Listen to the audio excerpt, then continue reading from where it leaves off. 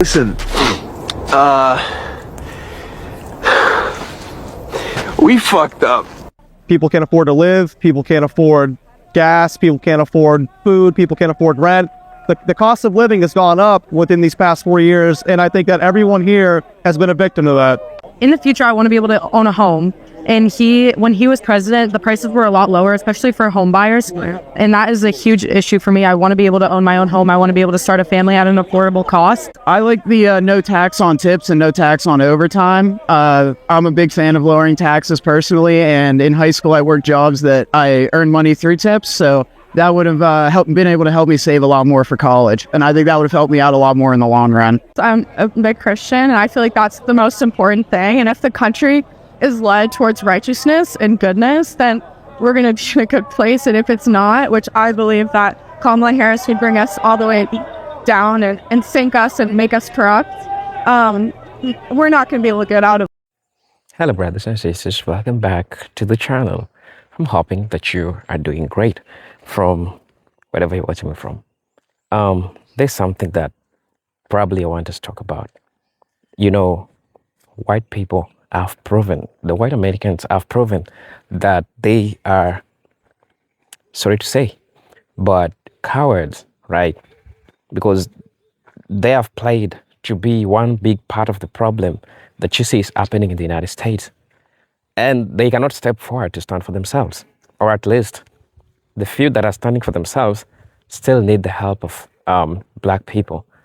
But if we could just like take back time and, you know, rewind and just remember when Black people used to warn everyone about all these things that were yet to happen, you can definitely sense the panic in the face of white Americans, because as time goes by, you start to see the difficulties that they are having, the difficulties in regards to the social, economic, political issues that they are going through. Remember, majority of these things that they are going through right now, Black Americans already got used to it. But this is just exposing how coward the majority of white Americans were. And probably kudos to the few white Americans who are responsible, who understand that they played a big role in making a mess for the United States. You see, while you are thinking that you are making this mess for Black Americans, you need to understand that Black people already get used to a messed up state. So what you're doing, you went ahead and harming yourself probably for this. But I've never seen somebody who has fumbled as white Americans. And I think they're getting to learn this. As time goes by, it keeps on revealing itself from their everyday activities. Remember, everything that was happening to Black Americans is right now happening to them. And they're getting to understand all these things, like in real time, how they are happening. So I'm gonna let you watch the video, and then I'll be back. I'll be sharing my thoughts in regards to this. So keep watching the video. I'll be back. Well, all of us farmers have officially fucked around, and we have officially found the fuck out now, guys. I am on the verge of bankruptcy. I'm on the verge of fucking tears. Overnight, all of my fucking help fled. My help, out of fear for their safety, their lives, they fucking fled. And now I am left out here standing in my unharvested carrot field. It is January, and I'm in Kansas, and this is when carrot harvest goes in fucking Kansas. This field should be full of workers, but all my fucking workers left. And who the fuck do you think is to blame for that?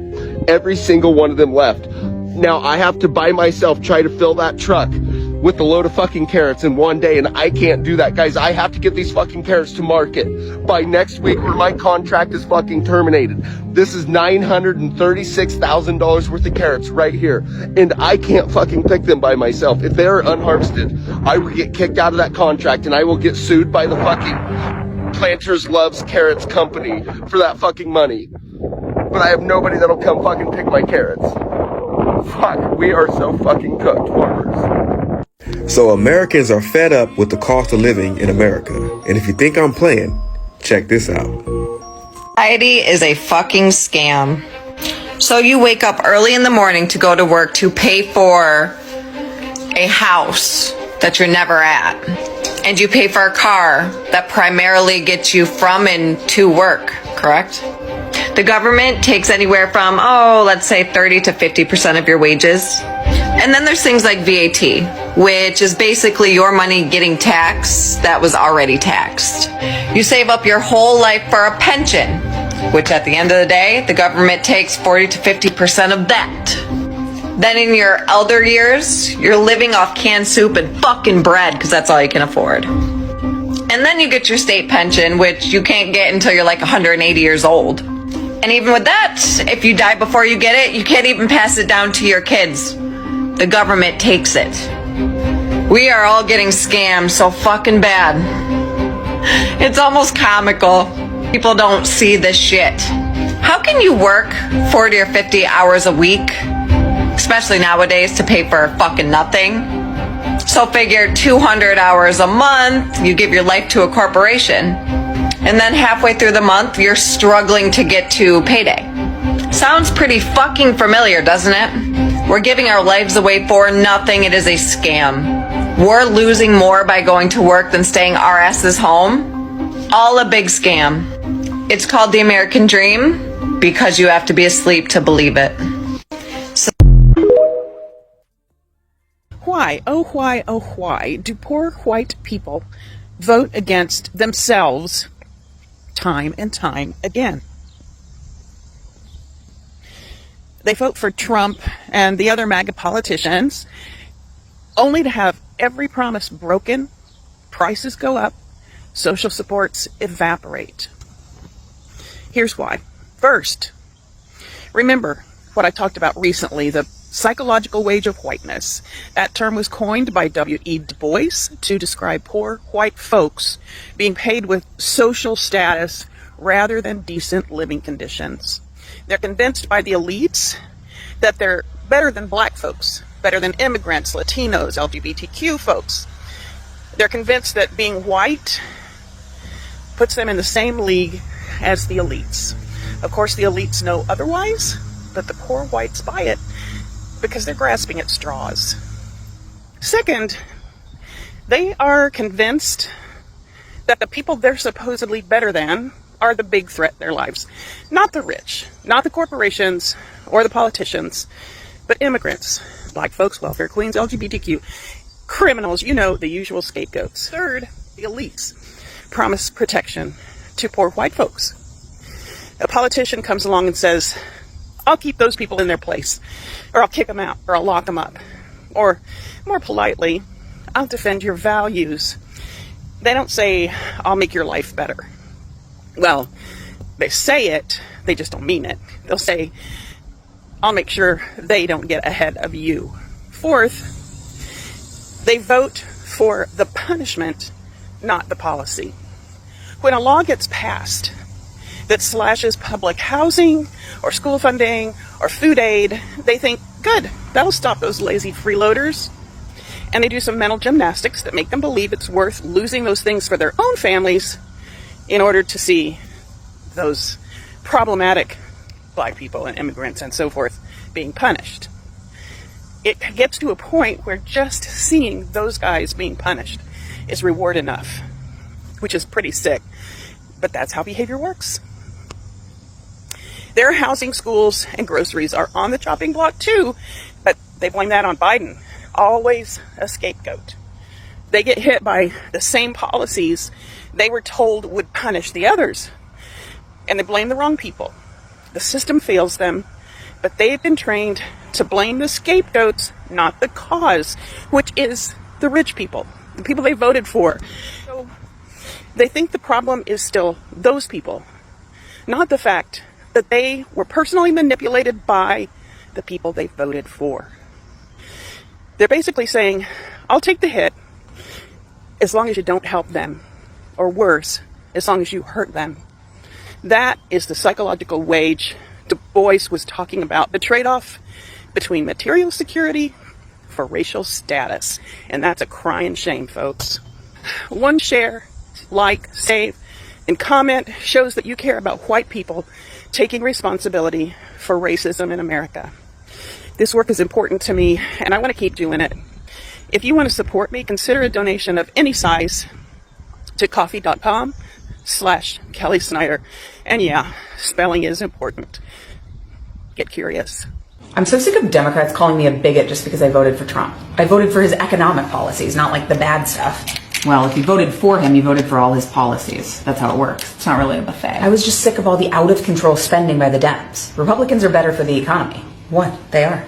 Facts over feelings, though, right? Duh. The U.S. economy has historically done much better under Democratic presidents than Republican ones. I'm serious. On average, since the end of World War II, real GDP has grown about 4.3% under Democrats and 2.5% under Republicans. 10 of the last 11 recessions happened under Republican presidents. Yeah, because they inherited a bad economy from the Democrats before them. Ooh, let's definitely come back to that one. But in terms of jobs, total job growth averaged roughly 2.5% per year under Democratic presidents and just over 1% for Republican presidents. Okay, but plenty of people have made a lot of money under Trump, so I would probably check those numbers. I always check the numbers, but you're right. There are plenty of people who have made a lot of money under Trump.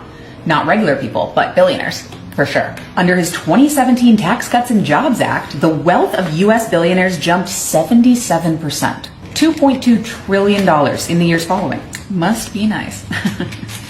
And now, according to the CBO, the top 10% of families in the U.S. control about 60% of the nation's total wealth, while the bottom half of families hold just over 6%. Now, you said Republicans do worse because they inherit a bad economy from Democratic presidents. Yeah. No. The historical data shows that Democrats often inherit a weaker economy and leave a stronger one. Republicans inherit a stronger economy and leave a weaker one. The economy doesn't just happen. It responds to leadership, policy, timing. And Democrats simply have a stronger record. Are the Penguins gay? I don't know.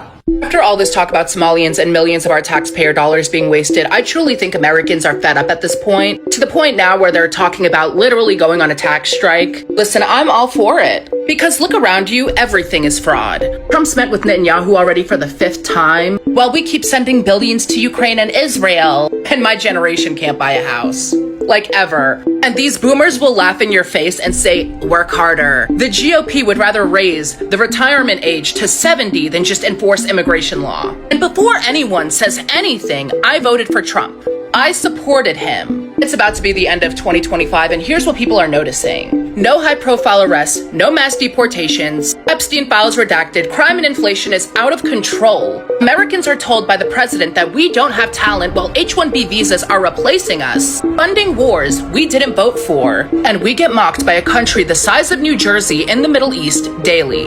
We've had Trump for 1 full year in office. So yeah, people are talking about tax strikes, because taxes are a scam. If you don't pay, they take everything from you, your assets, your freedom, your life. But if you steal millions, if you traffic people, if you commit fraud, nothing happens. Americans are tired of being law-abiding for a country that doesn't enforce its own laws. It doesn't even matter who's in office anymore. Both sides are owned, both sides are playing us, and they're still counting on us to not do anything about it. That's why they're sloppy now, that's why they don't care, and we keep paying taxes to PDFs. Not anymore. So while we as Americans can't afford healthcare or life-saving medications that we need, and we can't afford rent, and none of us can find a job, the Trump administration is talking about giving direct payments upwards of $100,000 to every single individual in Greenland to try and persuade them to join the U.S.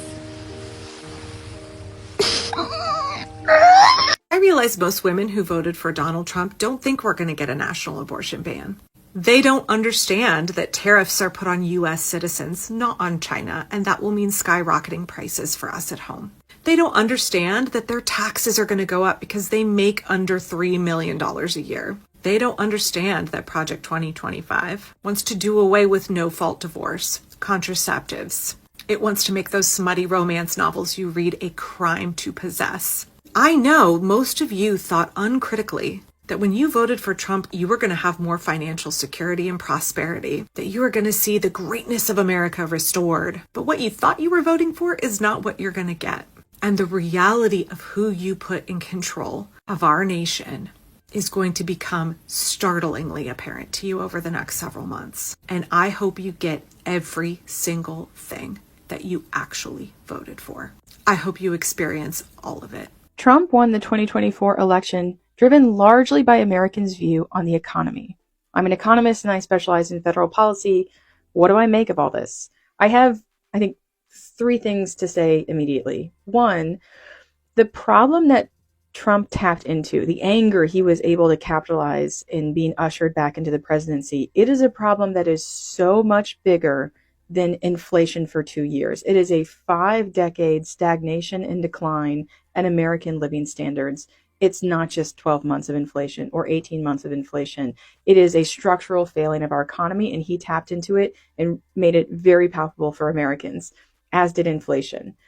The second thing is that however deep or big that problem is, he is probably not going to solve it or even address it at all. I mean, he's good at tapping into anger, but he doesn't have economic policy solutions for what is driving the problems that most Americans are facing.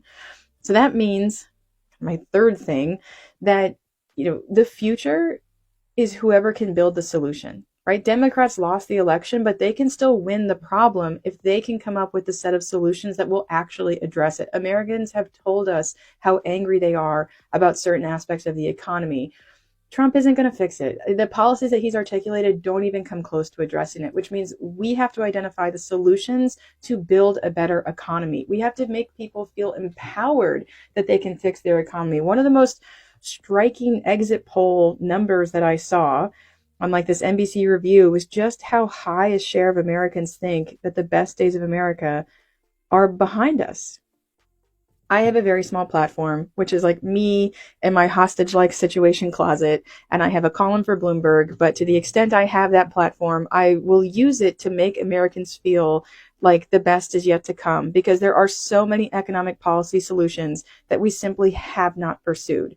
We won't pursue them over the next 4 years, but we can do it in the future, and I want to use my space to talk about it. So first, what is the decline in American living standards, this economic problem that Trump tapped into? So the short version is American wage growth for the bottom 50% of Americans has not been high enough to maintain the same standard of living that they had before for certain key goods. So from 1973 to 2023, this is a 5-decade period, over a lot of presidencies, a lot of Democrat and Republican swings in power, the net wage growth, real wage growth, right? This is wage growth net of inflation. The real wage growth of the bottom 50% was $3, meaning if they made $10.50 in 1973, workers at a similar place in the distribution made $13.50 in 2023. It's a $3 increase in wages over prices. That's next to nothing. That means that for the bottom half of Americans, their wage has barely kept up with inflation for almost 5 decades. Now, in terms of living standards, right? Living standards aren't a monolith. If your wage keeps up with inflation, you can afford things whose price is slower than inflation overall. And we have a lot of goods in the US whose price grows slower than inflation overall. Appliances, electronics, TVs, smartphones, computers, clothing, household furniture, a lot of recreational consumption, like books and music and movies, those have all grown much slower than prices overall. And so that's a living standard that has improved for a lot of Americans. Even cars have grown a lot slower than prices overall, kind of up into this last spike of inflation. So people can have more cars, they can have smartphones and TVs and tablets and household furniture and appliances, and they can afford all of that more. That living standard has increased. What they can't afford are the goods whose prices rise faster than inflation. And these are the big ones: housing, healthcare, childcare, college tuition. All of these rise much faster than prices overall, which means that even as Americans are maybe able to afford more consumer goods on average, they're not able to afford these kind of hallmark American goods like a house. Well, this is a 5-decade problem, and it has a lot of variation within these 5 decades. Some years, some eras are better than others. Well, during the inflation spike of 2021, it basically pushed kind of this 5-decade simmering problem to the edge. Food which had been, basically price for food has grown with the price of inflation overall for most of the period I'm talking about. It jumps above inflation. And all of a sudden you have American households who maybe had grown accustomed to the fact that they couldn't afford housing, or they couldn't afford healthcare, or they can't afford childcare, and suddenly they can't afford food. It was such an acute realization, such a breaking point moment for a problem that has been going on for so long. It was basically like an economic bill that came due during Biden's administration. I mean, for the record, I think Biden did a pretty remarkable job considering we didn't fall into a recession. But I also know that that's really cold comfort to tell people, like, oh, you can't afford your life anymore, but hey, at least we're not in recession. Like, you can't tell people to feel better that it's not worse when they already feel bad enough. So that is a very real economic problem. And voters told us in 2024, that it is salient for them, and that however long it's been cooking, it's salient now. Well, that is a pretty intense economic problem, and 5 decades of stagnating wage growth and a price kind of not out of control, but prices increasing for goods like housing, healthcare, childcare, college tuition. Those aren't like necessarily quick fixes. But I think my second take would be, however deep this problem goes, however upset Americans are about it, I don't think Trump's going to do much about it, because he hasn't articulated any policy that gets to the root of the problem, either how much those things cost or how much Americans earn. The deportation policy and the tariff policy, I don't even really give those the dignity of being an economic policy. He has found that Americans enjoy blaming people. It's a pretty natural instinct. He's able to capitalize on it well. And like right now, everything is China and immigrants' fault. And so we've designed policy to be, deliver retribution to them. They have economic consequences, but they're not economic policy. And I think he'll make a show of pursuing them. It'll cause some problems, and he'll be like, well, they won't let me do it anymore. Something like that. Rile up his base, but not actually pursue them.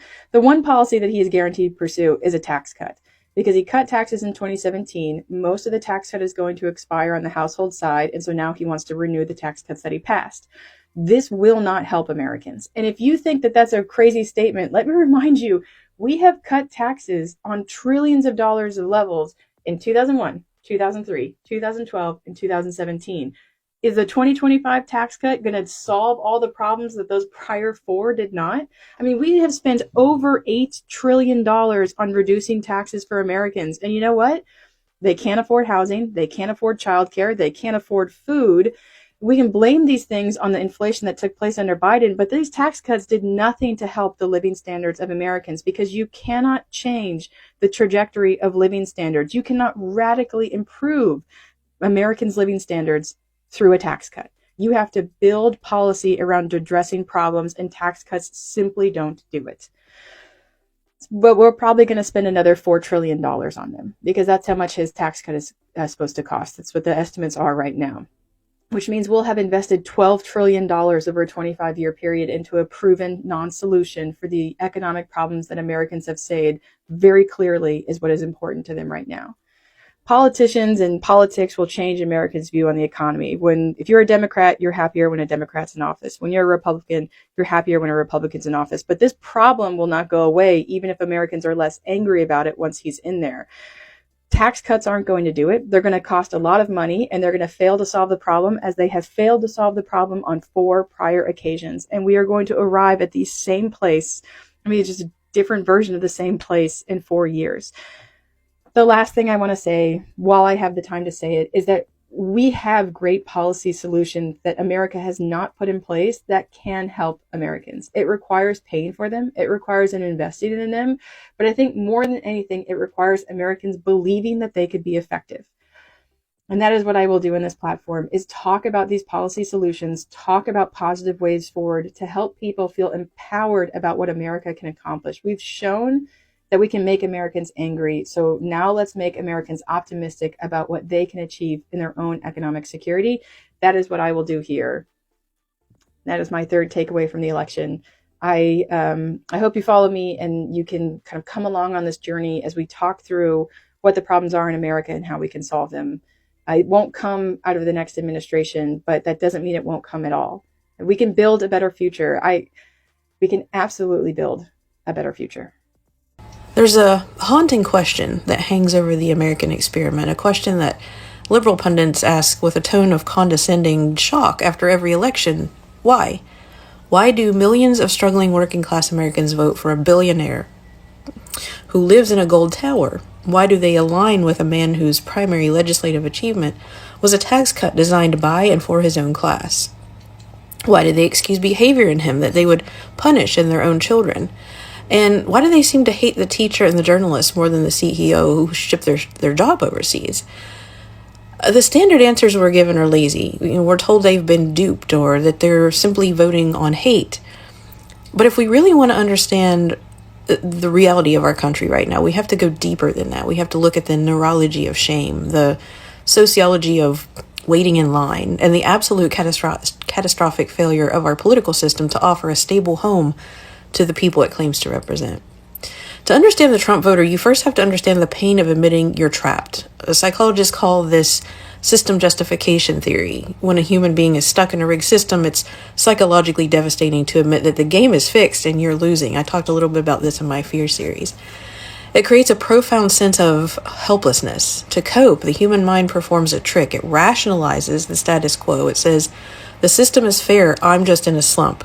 Political psychologists like John Jost have shown that people often defend systems that disadvantage them because it protects their sense of order and meaning. John Steinbeck once famously observed that socialism never took root in America because the poor do not see themselves as an exploited class, but as temporarily embarrassed millionaires.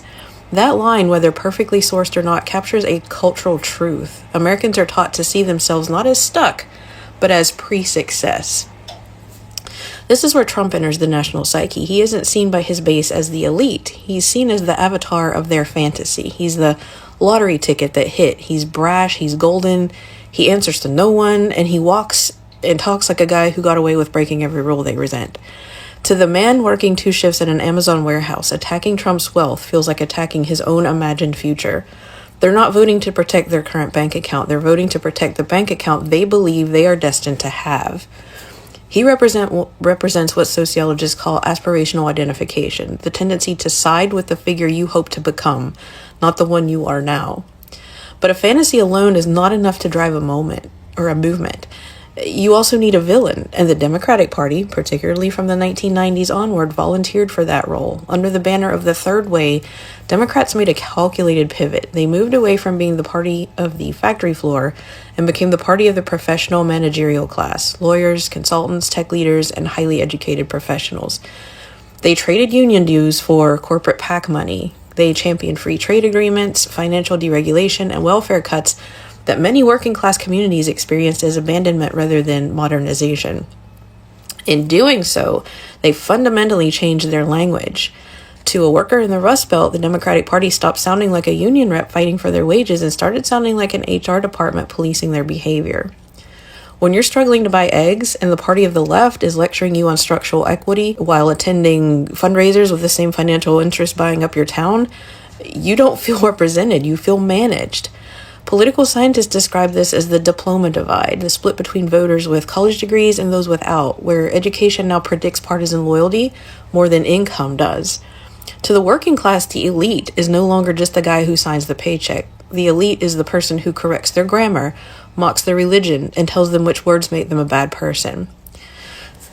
This is why the class war in America feels flipped upside down. It's no longer simply the poor versus the rich. It is the uncredentialed versus the credentialed, right? Sociological work on status resentment shows that cultural disrespect now hits as hard as a pay cut. Trump attacks the people his base feels judged by. When he mocks a journalist, a professor, a scientist, or a bureaucrat, he's not just being rude. He's effectively saying, these people think they're better than you. I'm showing you they're weak. It's emotional revenge in real time.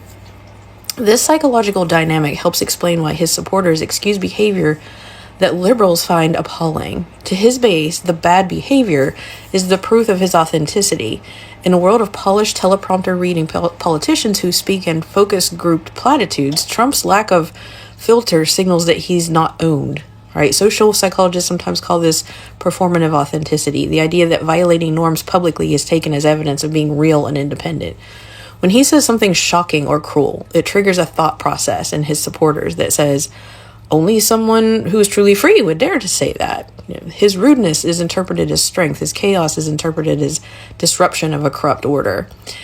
It also taps into the power of vicarious retribution. If you feel humiliated by the system, seeing your champion humiliate the system feels like justice. Every time he owns the libs or breaks a norm, it delivers a small dopamine hit of borrowed status to those who feel left behind.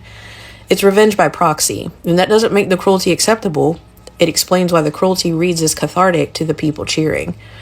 However, we can't ignore the hardest, most essential part of this conversation, the friction of social progress.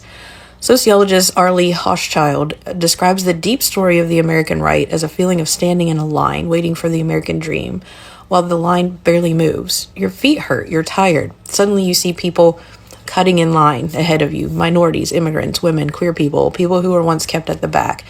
And who's waving them through? The government, the media, the universities.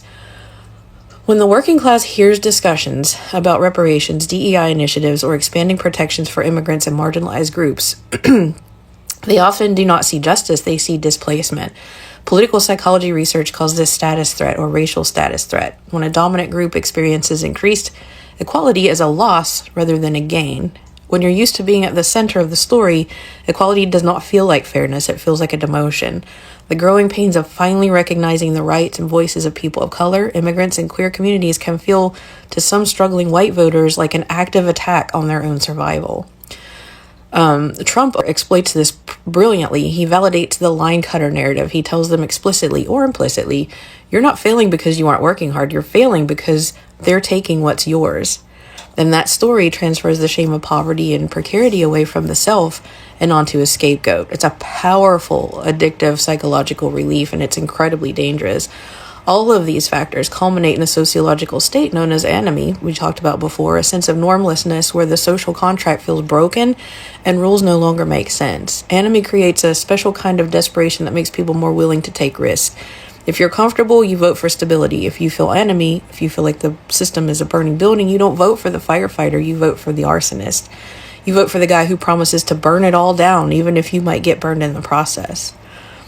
The tragedy of this moment isn't only that a billionaire con man won working class loyalty, it's that millions of people were left so exposed that his cruelty could feel like protection instead of a warning siren. The modern left has poured enormous energy into defending the humanity of immigrants, queer and trans people, and communities of color, often against a movement that treats other people's pain as entertainment.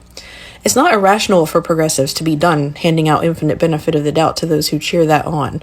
There's a real and justified moral exhaustion on that side that keeps trying to hold the line against open dehumanization. But refusing to excuse is not the same as refusing to understand. And understanding how shame gets weaponized, how status anxiety becomes racial threat, how anomie makes people reach for the arsonist, that's not about giving anyone a pass. It's about denying authoritarians the raw materials they need.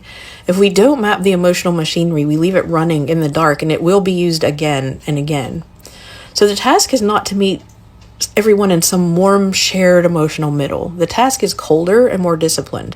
To see clearly how people are being played, to take their material and emotional injuries seriously without normalizing the cruelty done in their name, and to rebuild a politics where dignity is not something you have to steal from someone else to feel. Hello, brothers and sisters. Welcome back to the channel. I'm hoping that you are honestly doing great from wherever you're watching us from. It's a busy Sunday from the motherland back in the village. Everything is so slow. Everything is so good. Thank God for that. God has granted me an opportunity to, talk with my black folks, probably from the United States, and I think it's important for us to have these discussions. So, apparently, you most definitely understand that there is a panic. There is a huge panic, and I don't think it is black people that are panicking. You definitely know the group of people that are panicking. The white Americans, they are panicking, and they are panicking because they understand that they made one of the biggest mistakes that any other group has ever made. And you can definitely feel the fear. It's in the air, it's in everywhere when they wake up in the morning. This does not make black people prophets, or this does not make black people as people who see future. Remember, these are a group of people that warned you all for this, and they told you that all these things that you're doing, you're going to be seeing consequences.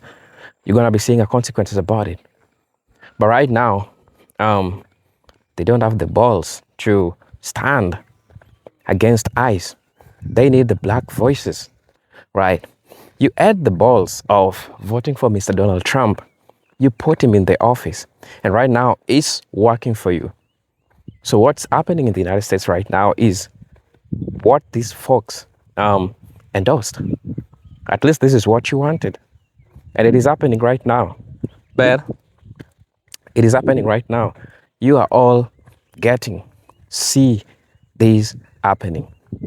This is what you wanted. And you are being given a taste of, what you wanted. So there is nobody to stand and just face all the problems that they caused. We are not seeing them standing, but I'm seeing them. They want a coalition. They want unity. Some white folks also wants to, join the black movement, the Black Panther Party, because they know very well that that will help them fight Mr. Donald Trump.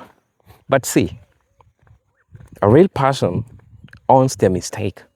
A real person do not run from their mistake. They own their mistake. White Americans should own their mistakes because that's what they caused for themselves. And remember, I've been talking about this for the longest time, and I'm going to keep talking about it.